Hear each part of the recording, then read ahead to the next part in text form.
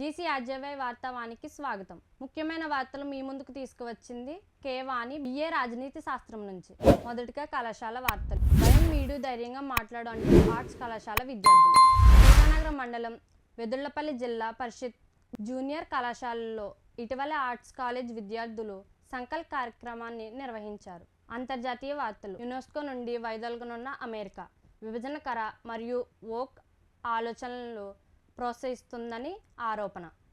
America ఏఏ ఎగుమతి కేంద్రంగా మార్చేందుకు ట్రంప్ ప్రభుత్వం ఏఏ కార్యాచరణ ప్రణాళిక ప్రారంభించింది. జాతీయ వార్తలు. భారతదేశ బ్రిటన్ ద్విగుణ సహకార ఒప్పందాలపై చర్చించనున్నాయి. ఇది వ్యాపార వ్యయాన్ని తగ్గించేందుకు జాతీయ సహకార విధాన కళ్యాణదాయక దృష్టికోణాన్ని సాధించడమే లక్ష్యమని కేంద్ర మంత్రి అమిత్ షా అన్నారు. రాష్ట్రీయ వార్తలు. ఆంధ్రప్రదేశ్లోని విశాఖపట్నం ఐటీ హబ్ తీర్చిదిద్దే పెట్టుబడుల ప్రతిపాదనకు రాష్ట్ర మంత్రివర్గం ఆమోదం తెలిపింది. రాష్ట్రంలో 2000 కిలోమీటర్ల మేర కొత్త రహదారుల నిర్మాణం చేపట్టేందుకు ఆంధ్రప్రదేశ్ ముఖ్యమంత్రి నారా చంద్రబాబు నాయుడు గారు తెలిపారు. విద్యా వార్త. CUET యూజీ 2025 ఫలితాలు త్వరలో విడుదల. జాతీయ పరీక్షా మండలి ప్రకటించిన ప్రకారం CUET యూజీ 2025 ఫలితాలు జూలై 27న విడుదల. విద్యార్థుల అధికార వెబ్సైట్లో ఈ ఫలితాలను చూడవచ్చు. నీట్ PG 2025 పరీక్ష తేదీలు ఖరారు. నీట్ PG 2025 పరీక్షను సెప్టెంబర్ 15న నిర్వహించినట్లు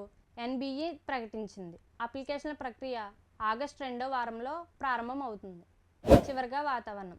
ఆంధ్రప్రదేశ్లో మరో 4 రోజులు భారీ వర్షాలు పడే అవకాశం ఉందని ఆంధ్రప్రదేశ్ వాతావరణ విభాగం హెచ్చరిక జారీ చేసింది. గరిష్ట ఉష్ణోగ్రత 27 డిగ్రీ సెంటీగ్రేడ్స్, కనిష్ట ఉష్ణోగ్రత 25 డిగ్రీ సెంటీగ్రేడ్స్. ఇవి ఈరోజు ముఖ్యాంశాలు. మళ్ళీ రేపు కలుద్దాం. ధన్యవాదాలు.